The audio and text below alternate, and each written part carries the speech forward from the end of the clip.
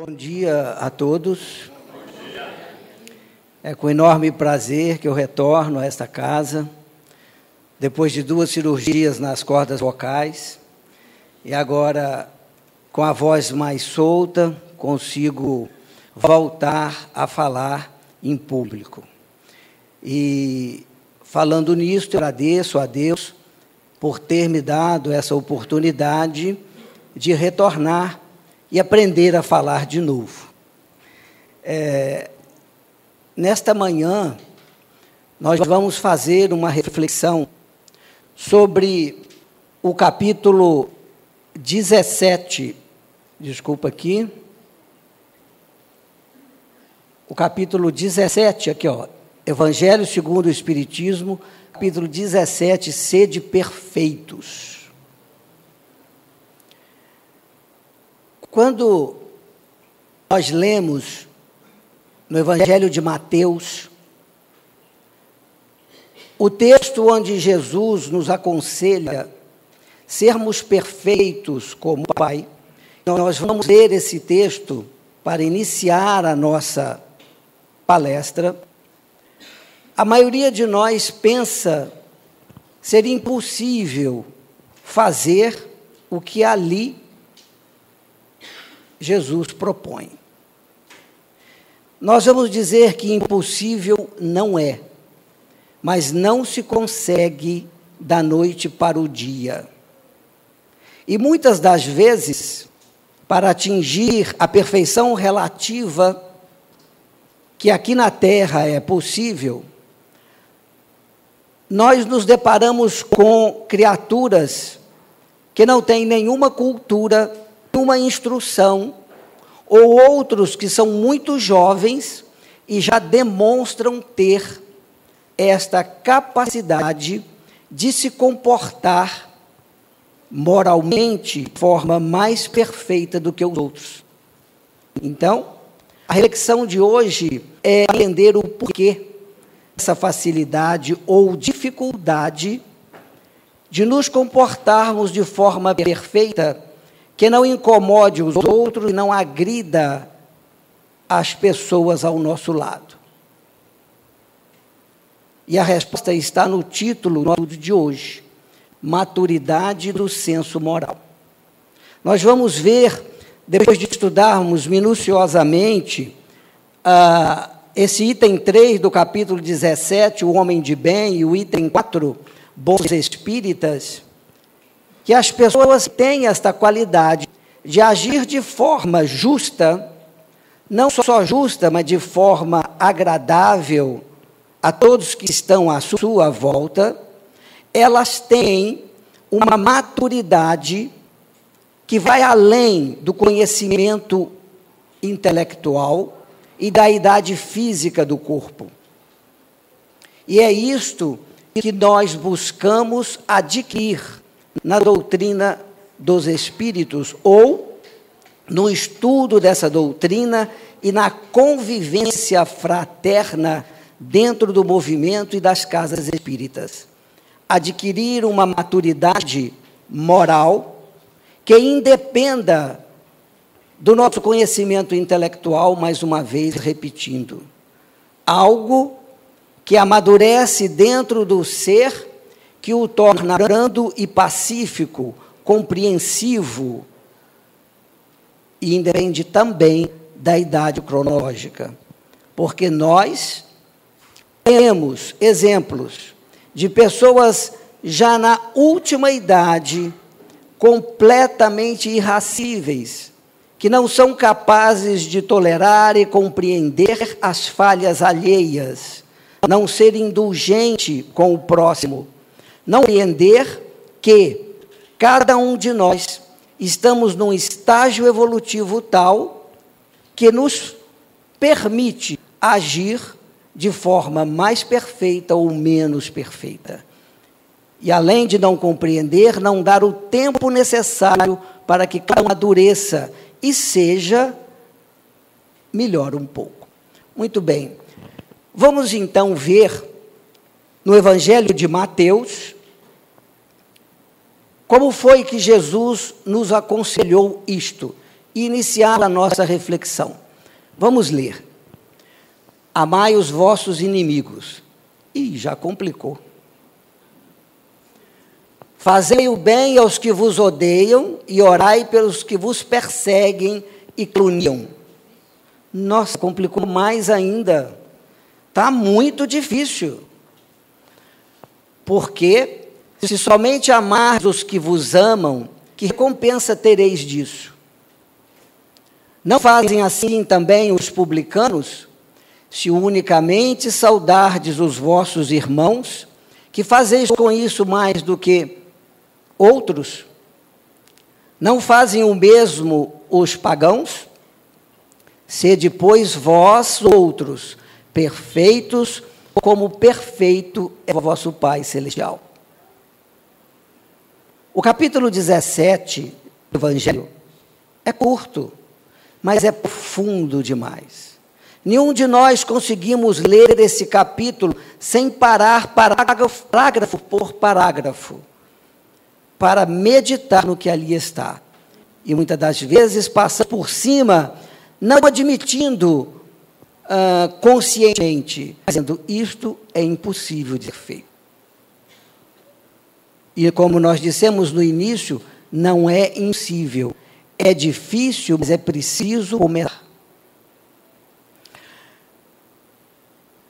Explica nesse capítulo 17 que amar os inimigos não significa ter para com eles o mesmo afeto, o mesmo amor, a mesma dedicação que temos com quem nós nos afinizamos, com quem nós gostamos de estar juntos.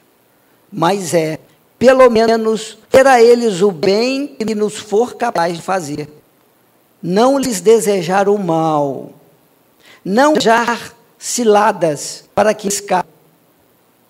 Se colocar num comportamento tal, comportamento do inimigo, entre aspas, não nos atinja, não seja capaz de nos levar a qualquer reação ofensiva, que sintamos vontade de evitá-lo, para ficarmos debaixo do seu açoite. É natural, mas não fazer o mesmo que ele faz. E na oportunidade de sinceramente tocar o seu coração, nós não fugirmos desta tarefa. É difícil? Muito. Porque o nosso homem velho nos impele a reagir. Porque o nosso orgulho e o nosso egoísmo fala mais alto e diz, eu não posso deixar isso assim. Eu tenho que mostrar que ele está errado. Eu tenho que fazê-lo mudar de ideia. Mas ele não está com a maturidade do senso moral adequada para entender. Falta-lhe algo que vem de dentro que o faça compreender que o melhor caminho é não ser violento, é não agredir para estar em paz. Muito bem. Também há uma reflexão nesse capítulo 17, dizendo que se interpretado ao pé da letra, sede, pois, vós outros perfeitos, como perfeito é o vosso Pai, se isso é interpretado ao pé da letra, podemos supor que sejamos capazes de ser perfeito como Deus. E aí, nos tornarmos o próprio Criador. A nossa perfeição é relativa, mas ela está muito além do que hoje nós fazemos. Nós ainda estamos muito mais perto da barbárie do que da angelitude. E isto faz do espírita um ser mais preocupado consigo do que com os outros. Mais preocupado em modificar a si do que modificar aos outros. Vamos então às minúcias do Evangelho, além disso. Bom, antes, porém, nós vamos resumir isso aqui com esta afirmativa. Fazer o bem aos que nos odeiam é indício de amor, ou melhor, é indício de maior ou menor superioridade moral. Olha só, fazer bem aos que nos odeiam é indício de maior ou menor superioridade moral. E o que o Espírito procura é superioridade moral. Se não é, entendeu errado a doutrina espírita. A doutrina espírita não é mais só o canal de se comunicar com os espíritos. A doutrina espírita é um princípio ou um conjunto de princípios que levam o homem a buscar uma superioridade moral para que ele se torne cada vez mais perfeito. E isto não depende dos outros, só depende de nós. Vocês já pararam para pensar que diante de uma pessoa agressiva, há criaturas que não falam nada e o agressor vai silenciando, não pelo seu silêncio, mas pela sua vibração, pela emotividade que essa pessoa expande, ou pelas suas feições, pelo seu sorriso, que diante de certas criaturas nós temos um certo receio de fazermos errado. Dizem que Jesus tinha uma superioridade moral tamanha que diante dos seus olhos ou nós chorávamos copiosamente de emoção ou fugíamos de medo. Por que medo? Porque essa superioridade moral, que é um sentimento nato do ser humano, quando ela extravasa, ela contagia as pessoas. Dizem que Madre Teresa de Calcutá, quando foi receber o Prêmio Nobel da Paz, o ambiente da cerimônia mudou. Que todas as pessoas se emocionavam com a sua presença, com a sua palavra. E ela não estava fazendo palestra nem dando sermão, mas parece que sai de nós, quando temos essa superioridade moral, uma energia tão contagiante que é capaz de acalmar as pessoas. Assim era Francisco Cândido Xavier, assim era Francisco de Assis, assim era Eurípides Barçanufo. Lembro-me de um caso de Eurípides Barçanufo, contado nos seus livros, ou melhor, nos livros que falam da biografia de Eurípides, porque ele não deixou livros escritos, que um dia chegou ao seu colégio, Allan Kardec, na cidade de Sacramento, um homem amarrado, completamente subjugado pelas forças do mal. Os espíritos faziam com que ele se tornasse violento, que 5 homens não eram capazes de segurá-lo. E ele chega amarrado, trazido por alguns companheiros para que seu Eurípides Barçanufo pudesse curá-lo, pudesse pacificar ou contornar aquele sono. Quando Eurípides desce as escadas do colégio Allan Kardec, que existe até hoje na cidade de Sacramento, e se depara com aquela criatura amarrada, o simples olhar de Eurípides Barçanufo muda o ambiente. O que tem esse homem de diferente? Superioridade moral, maturidade do senso moral. E aí então ele diz para os que os trouxeram: por que amarraram esse pobre coitado? Esse Eurípides, se eu desamarrar, ele vai quebrar tudo. Pode desamarrar. Por que, com essa voz mansa, foram capazes de desamarrá-lo e Eurípides lhe deu um abraço e disse: venha.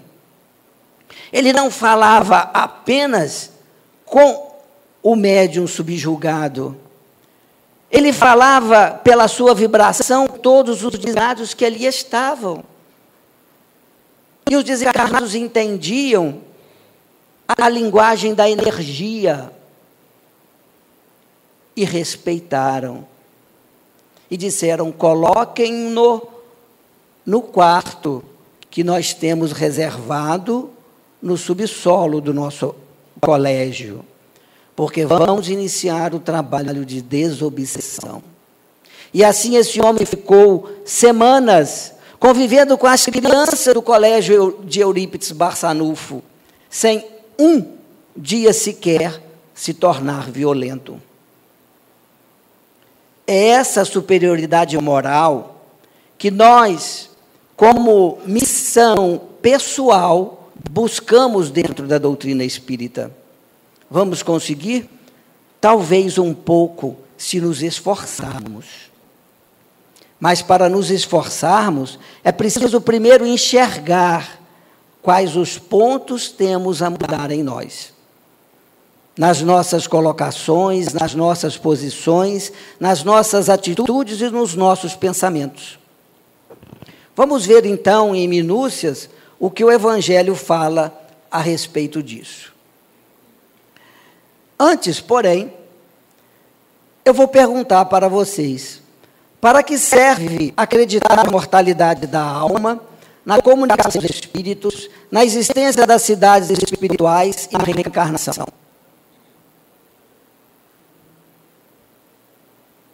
Vocês já pararam para pensar que se essas crenças não mudarem em nós, o nosso senso moral, de nada vai adiantar? Se eu acredito na imortalidade da alma, mas as minhas escolhas não levam em conta a eternidade, de que vale? Se os meus objetivos são imediatos e fugidios e materiais, não vai valer absolutamente nada para nós. Se eu acredito que os espíritos se comunicam, que são capazes de nos ajudar através das intervenções mediúnicas, e quando eu estou em aperto, eu não me lembro disso. Ao contrário, eu digo que Deus esqueceu de mim, de que vale acreditar na intervenção dos espíritos? Não vale nada.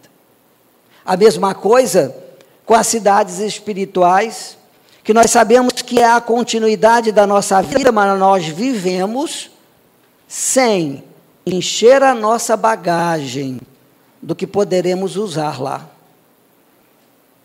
Quando perdemos a paciência, quando não somos capazes de desculpar, quando não somos capazes de compreender o erro alheio, nós estamos esvaziando a nossa bagagem para essa viagem que todos vamos fazer. Ou melhor, enchendo as nossas bagagens dos vícios contrários a essas virtudes. E aí, desencarnamos de uma hora para outra e chegamos vazia. Não vão nos perguntar quantas vezes você foi às reuniões mediúnicas, quantas cestas básicas você distribuiu. Não vão nos perguntar isso. Qual foi a sua religião?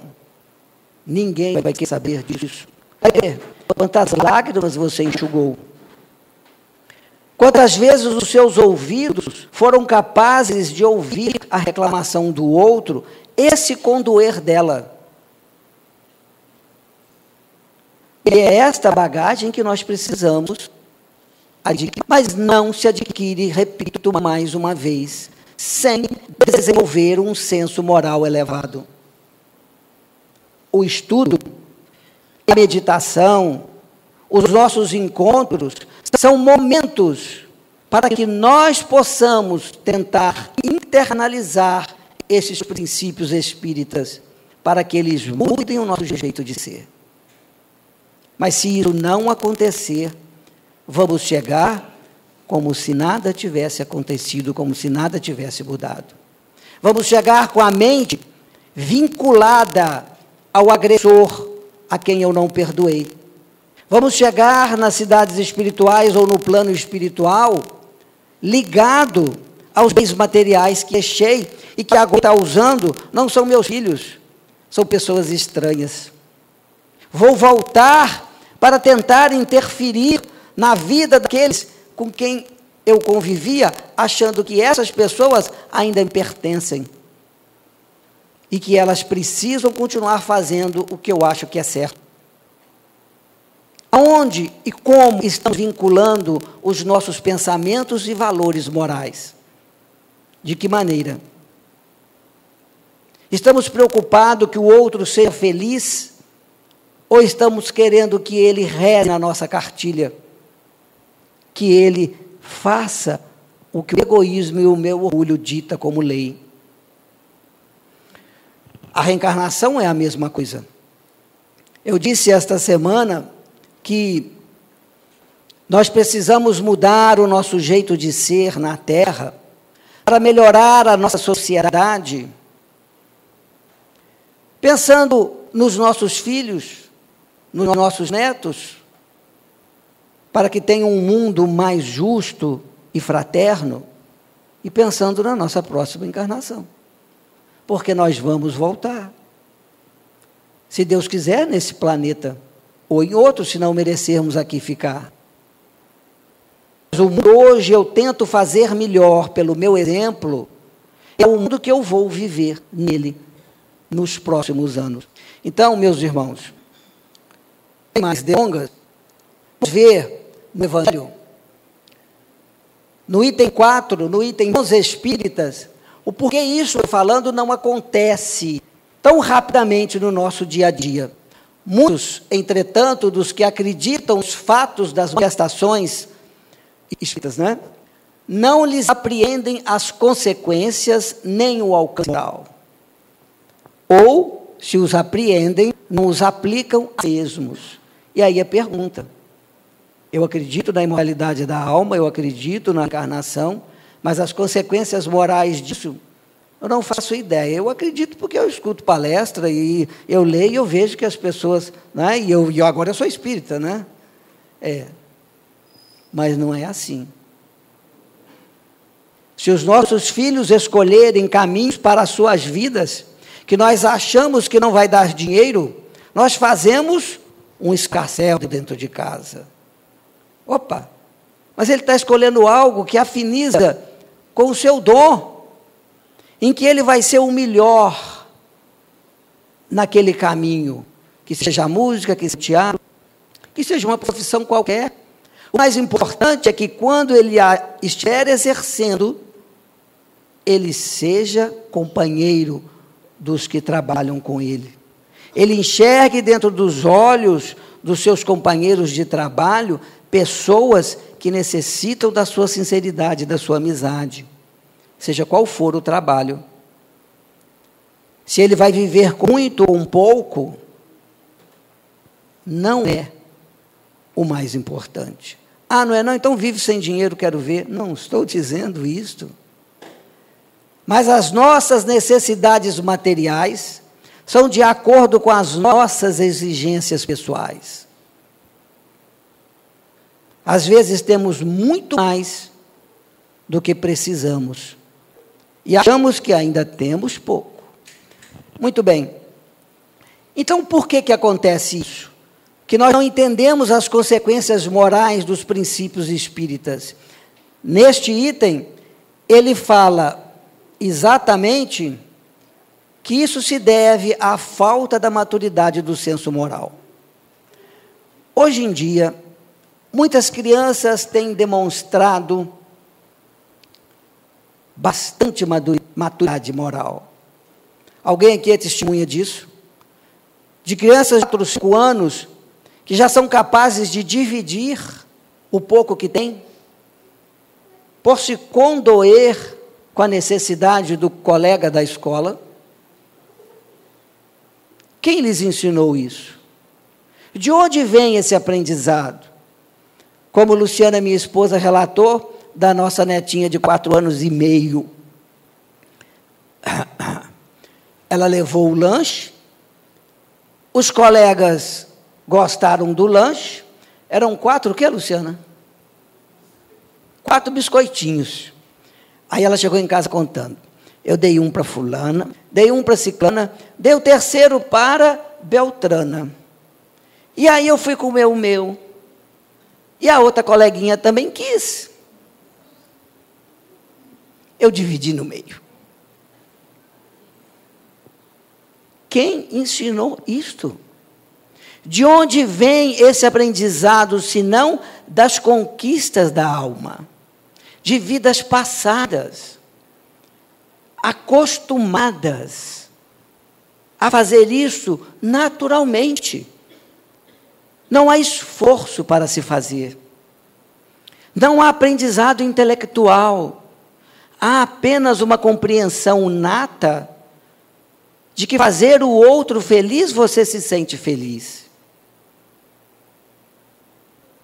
E por onde é que nós vamos começar a mudar o nosso jeito de ser?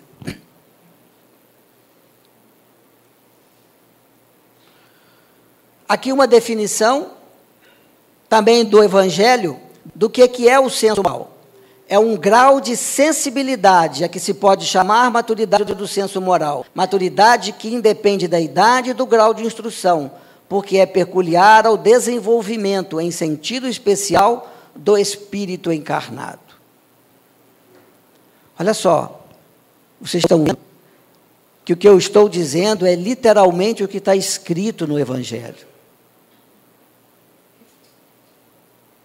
Muitos de nós precisará de outra encarnação para que essa sensibilidade possa desabrochar em nós de forma efetiva. Se nós temos colegas, companheiros, cuja a insensibilidade é grande, como vamos amadurecê-los à força? Não tem como. Como convencer as pessoas que não têm ainda essa sensibilidade de ter, que é melhor, às vezes, ceder do que ganhar a qualquer preço? Só vamos convencê-lo pelo exemplo, se fizermos dessa forma. Feliz aquele que trabalha e que os seus colegas dizem assim: nossa, é tão bom trabalhar com fulano, porque você fica sempre de alto astral. A gente pode estar triste, fulano chega, brinca, fala, sorri, acha graça das desgraças, e você então esquece dos seus males. Nossa, está chegando fulano, ficou tudo negro. Meu Deus, pensa que eu vou sair. É isso que precisamos observar. Qual é o grau da nossa sensibilidade para fazer os outros felizes à nossa volta? Ou, pelo menos, não se sentirem agredidos pela nossa presença. Ver o efeito das nossas ações no humor daqueles que estão ao nosso lado é um grande termômetro para percebermos aonde precisamos mudar. E só faz isso quem procura olhar.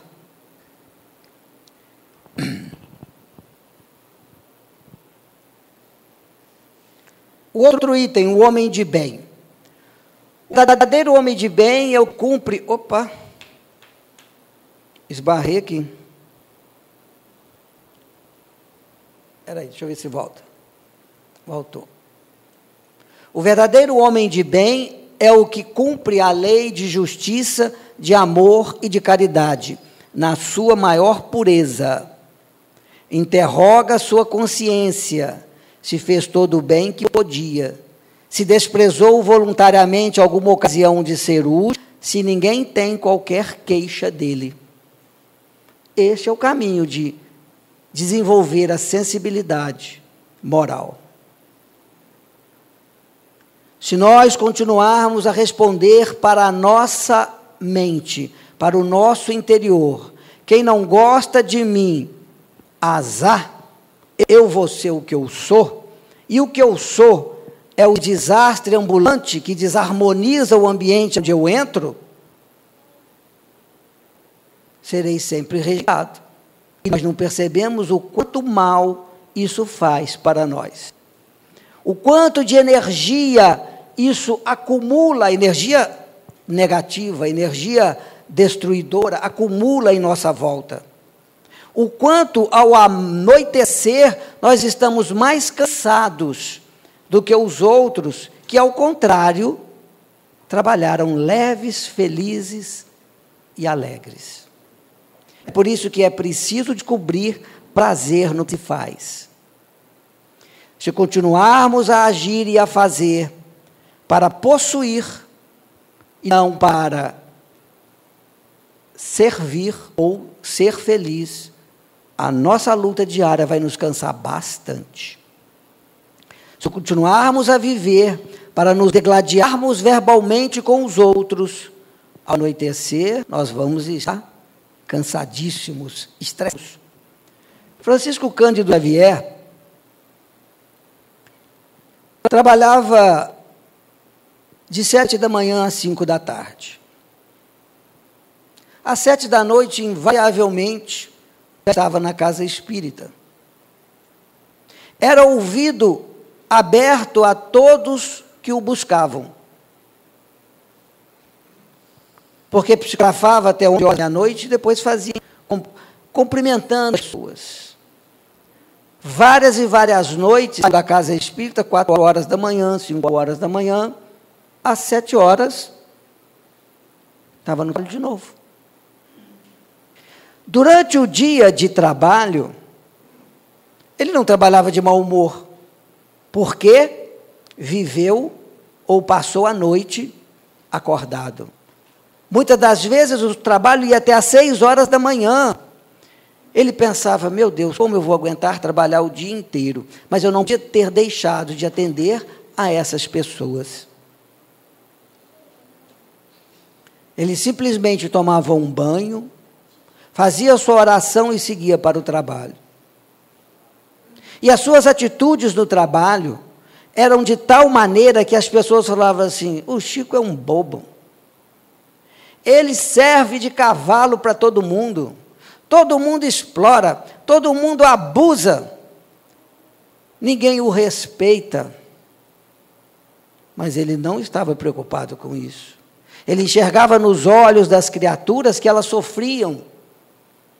E ele tinha a sensibilidade, o desejo inato de tirar esse sofrimento, de fazê-los mais felizes. Mas como? Tocando o coração dessas criaturas, nunca acusando, nunca julgando e nunca condenando. Foi um único exemplo em que ele teve a oportunidade de usar do julgamento, mas preferiu, do julgamento e da condenação, mas preferiu o silêncio, compreender que o irmão não tinha maturidade moral para ouvi-lo ou entendê-lo. É rápido. Ele ia, quando trabalhava na Fazenda Modelo, em Uberaba já, ou Pedro Leopoldo, não sei. Pedro Leopoldo. Ele tomava uma charrete e andava bons quilômetros de charrete, e quem tocava a charrete era um senhor que usava um chicote para bater no burro. Só que ele não batia no burro com o chicote, ele batia com o pau do chicote. E o burro, como não obedecia, ele enfiava o cabo do chicote no traseiro do burro. E o burro dava coice. E o burro criou uma ferida enorme por debaixo do rabo. E o Chico via aquilo todas as manhãs. Conversava com aquele senhor, procurava saber como é que era a sua vida.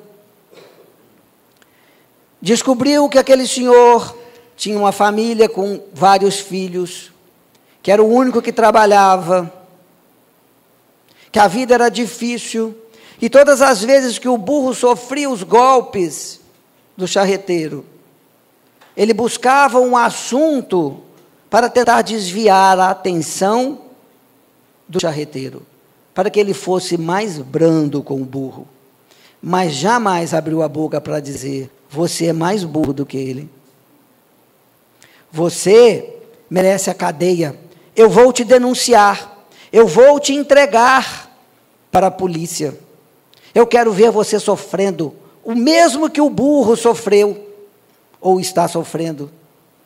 Essa sensibilidade moral fazia com que ele tentasse mudar o jeito de ser daquele homem, mas não conseguia, porque o homem era refratário a qualquer sentimento de bondade, era focado apenas nas suas necessidades e no seu egoísmo. E aí o Chico termina a história dizendo: olha, eu era apenas um empregado, eu não era o chefe daquele homem, eu não tinha a responsabilidade de fiscalizar o seu serviço. Eu pensei várias vezes em comentar com o chefe da repartição as atrocidades que ele fazia. O burro chamava maquinista.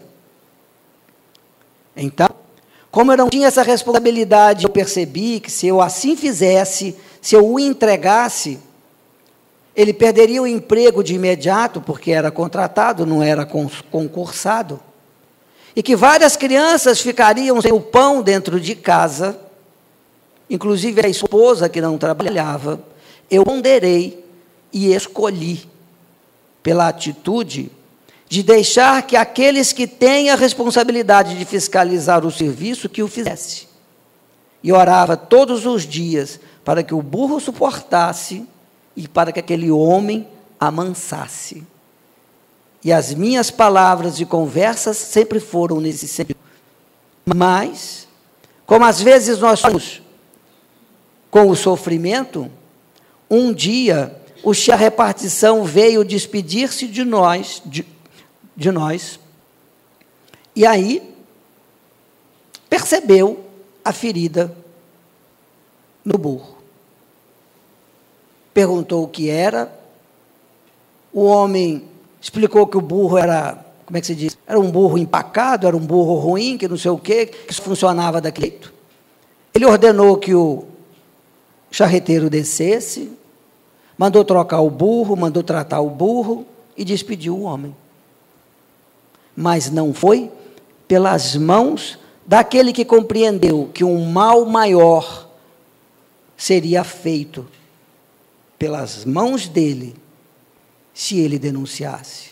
Ele foi capaz de esperar a hora correta, o ensinamento correto, ou, segundo o Chico, a sua melhor escolha.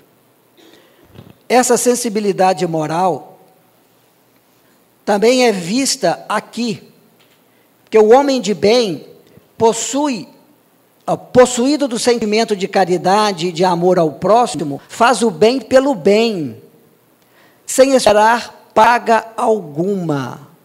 Retribui o mal com o bem, toma a defesa do fraco contra o forte e sacrifica sempre seus interesses à justiça. Esse caso do Chico, para os defensores dos animais, eles vão escrachar, né? Vão falando: nossa, que absurdo, a gente não pode deixar uma coisa dessa acontecer. Olha, é preciso avaliar caso a caso. Muito bem. Quem de nós faz o bem pelo bem? Fazer o bem pelo bem. Quer ver uma coisa? Quem se afastou de alguma casa espírita por discordar desse ou daquele companheiro? Eu.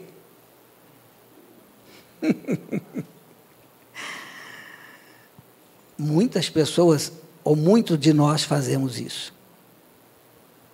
Mas não seria melhor nós insistirmos para que essa divergência tenha uma solução, mais adequada.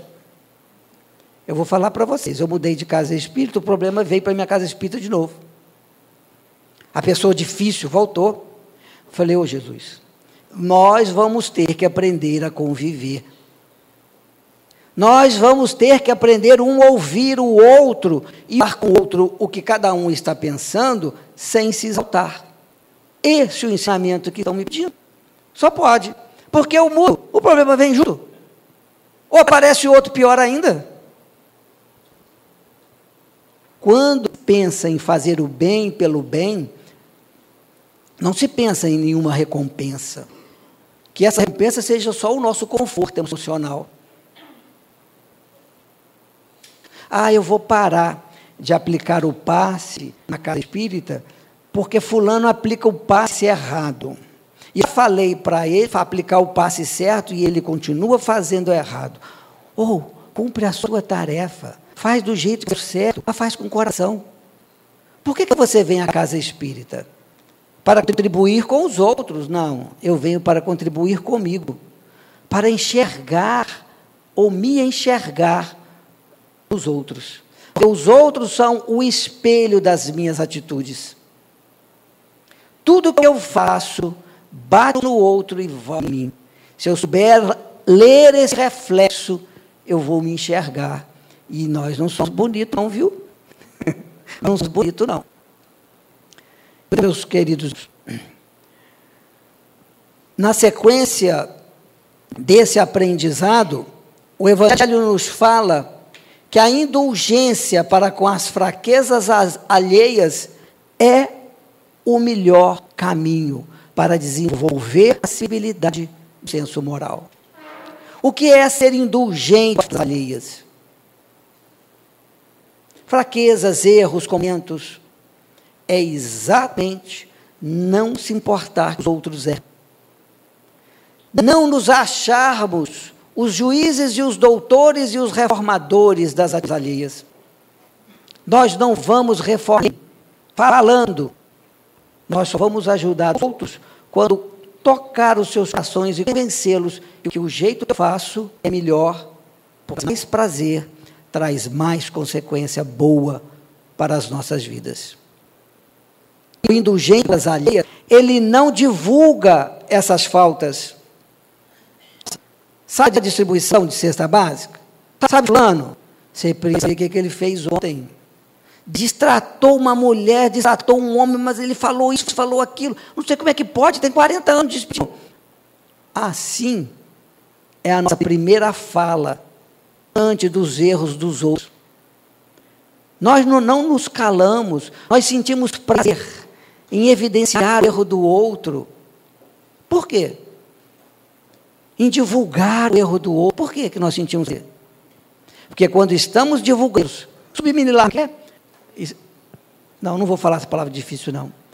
Quando divulgamos os erros dos outros, nós estamos passando a mensagem de que nós não erramos, nós somos melhores do que isso. Isso se chama o quê? Orgulho.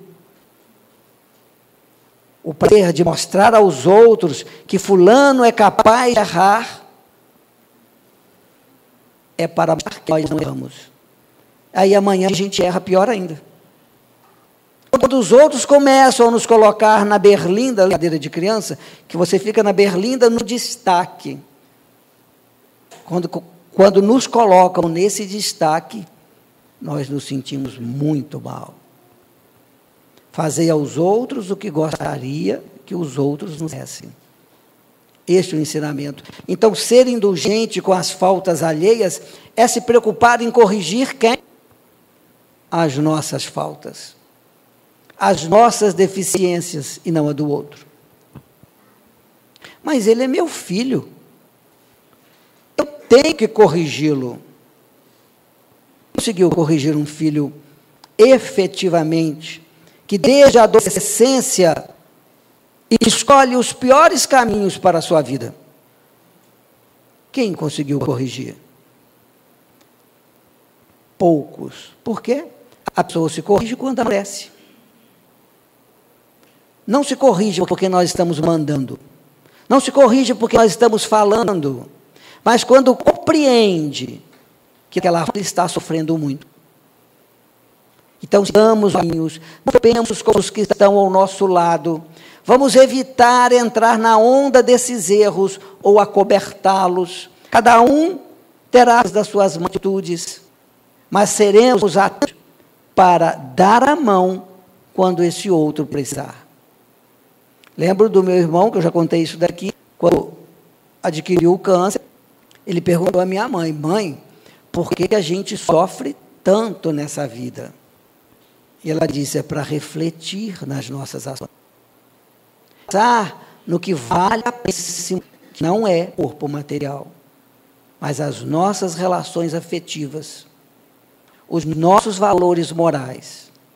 Como diz Francisco do Xavier, esta maturidade muitas vezes vem com a situação. Nossa, mas eu tentei evitar sofrer tanto. Eu sempre falei, mas ele nunca me obedeceu. E nós obedecemos, hein? Nós temos que obedecer à nossa consciência. São os valores íntimos que nós consideramos verdadeiros. Por isso, esse capítulo 17 do Evangelho, sede perfeitos, como perfeito é vosso Pai, é um chamamento a esta meditação. O que estamos fazendo do nosso tempo para nos tornarmos pessoas mais perfeitas na convivência diária. Se não estamos fazendo nada, é preciso pelo menos começar a observar o quanto às vezes somos inconvenientes e não desejados na companhia diária. Que Jesus nos abençoe.